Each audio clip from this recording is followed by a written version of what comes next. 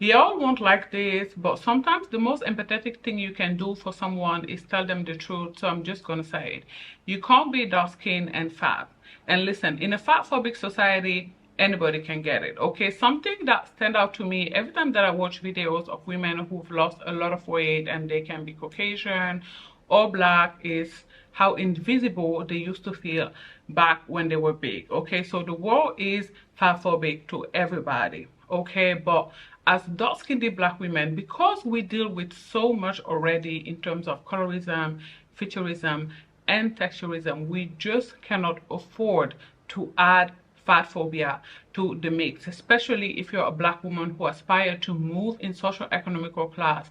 You just cannot afford to be big. Like, think about it, how many really big black women are out there, you know, except for Oprah, and you know, now that Ozempic is a thing, she's lost the weight. I guess there is Gabrielle Sidibe, and we see, you know, the roles that they're giving her, like the roles that she gets to play. And you could add, I guess, the woman who is playing Madam CJ Walker in her Netflix miniseries. I forgot her name. I'm going to try and add it as I'm editing the video. And you know, she's just chubby. Okay, like she's not that big in my opinion, but those are the only three black women that I can think about who are in the public eye, who are big. And by big, I mean 260 pounds up. Okay, like, again, we just cannot afford to be that, unfortunately. Now let me let you on to a little story.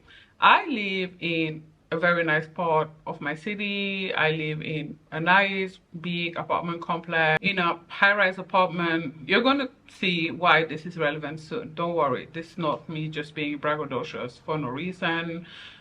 It's a nice apartment complex, you know, one with a garage and a concierge, which is something that is very rare in Germany. I know that in America it's not, but in Germany it's actually quite rare to have a building with a concierge in it. I guess, you know, for the longest time it was just not something that we did here. It's starting now, but it's not something that is very common.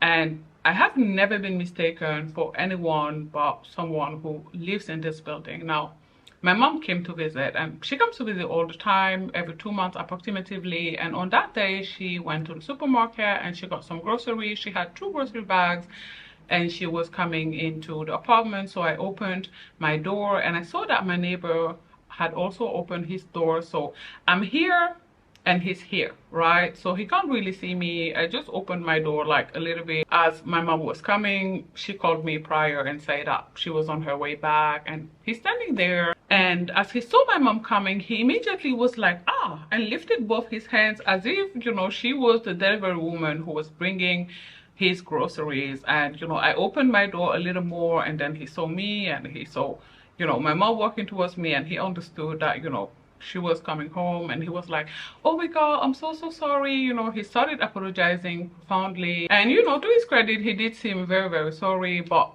I, as a teen black woman, has never been confused again for anyone but someone who lives in this building. And that is because a lot of the time people will associate being bigger to being of a lower socio-economical class, especially in black people, because I guess they just, you know, assimilate being bigger to not having any form of discipline. And you guys, please spare me your comments if you are somebody who doesn't care about how you're being perceived. Like, if you are someone who doesn't care about being perceived as the help, that is your prerogative. I personally do not mind when women choose not to participate in beauty politics, but something that I've noticed is a lot of the time women understand that they get not to participate in beauty politics, but they don't understand that they will not be spared by the consequences. Like, what I mean by this is that a lot of women who choose not to participate in the beauty Olympics or beauty politics, whatever you want to call it, don't understand that that doesn't spare them from the result. Like,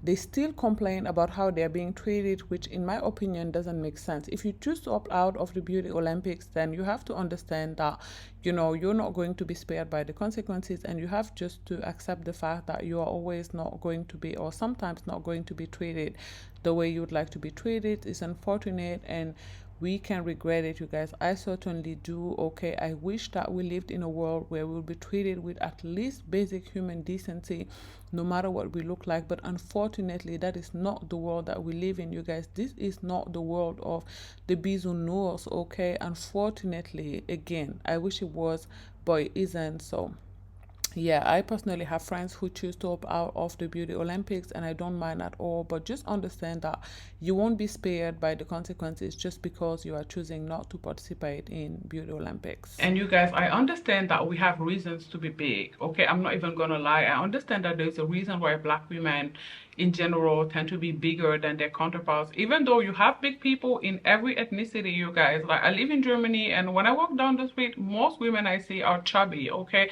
they may not be big, but they are chubby. Okay, so nobody is really, or most people are not really out here fit and in shape, but still we cannot deny that we tend to be bigger at bigger rates than our counterparts. And you know, I understand that we have more autoimmune disease, like a lot of Black women have thyroids, and a lot of Black women have lupus, which can actually cause weight gain if you didn't know. And that is because, of course, a lot of Black women have very toxic childhoods. I understand this. A lot of the time we are made to be secret keepers in toxic families, right? There are a lot of families where there's an uncle who, you know, is doing something that he shouldn't be doing to a lot of kids, but we are told that we are the one who have to be the guardians of the secret, and that can cause a lot of us to find comfort in food. And I just want to tell you, by the way, that's not what this particular video is about, but it's not your job. Okay, keeping your family dirty secrets is not your job. If you were done wrong, you get the right to talk about it wherever you want and with whoever you want. Okay,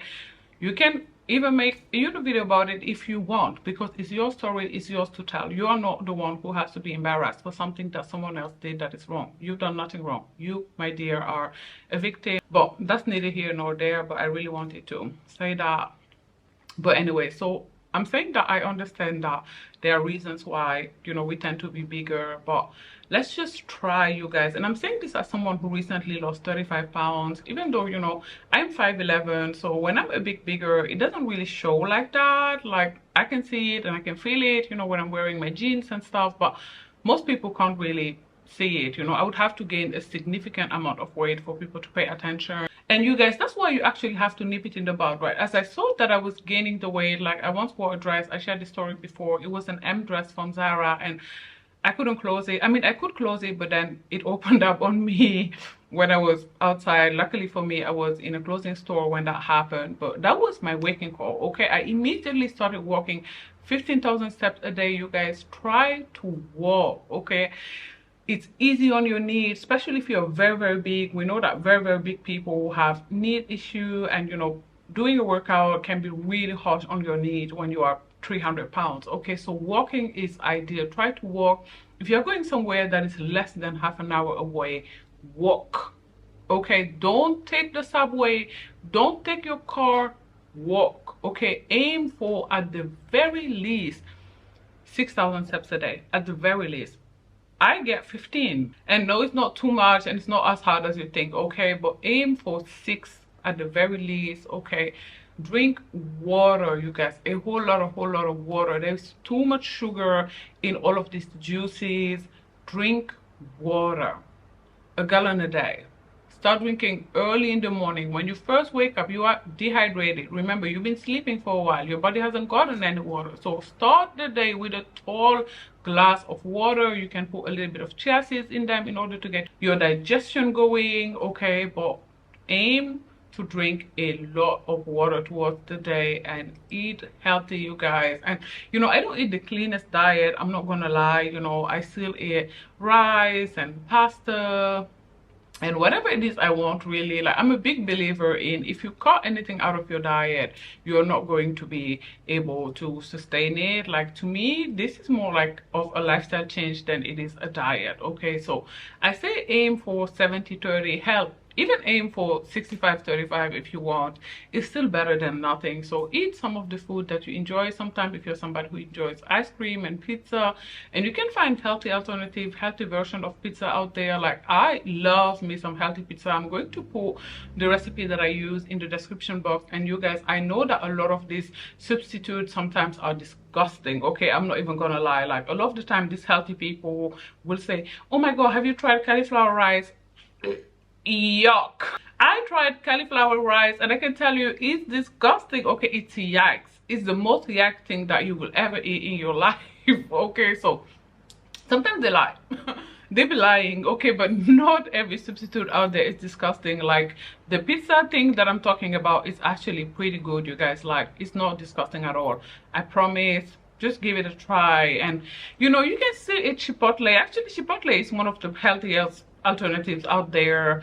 You can eat Wendy's sometimes, you can eat In-N-Out sometimes, you can eat Pizza Hut sometimes, you know, if you don't like the healthy pizza alternative like McDonald's, you know, whatever all of these fast food stores are called. Like you can have some of them sometimes, but not all the time, you guys. You cannot have it every day. You can't eat Wendy's on Mondays, Chipotle on Tuesdays, In-N-Out on Thursdays, Pizza Hut on Fridays. Like come on, be so for real. Like that just doesn't work. Okay, it's not good for you as well. You know, a lot of this food is very transformed, has a lot of trans fat, a lot of sugar in it, you know, transformed sugar. So it's not good for you. So don't eat it every day. Once in a while, sure, treat yourself to some chipotle, but try to eat at home, okay, so that you know what you eat. Try to cook at home, cook some healthy food. I'm not going to get into exactly what, but you know, if you Google it or look on YouTube, you're going to see. I can make a dedicated video of a full day of eating, of what I eat, as somebody, you know, who doesn't restrict. I eat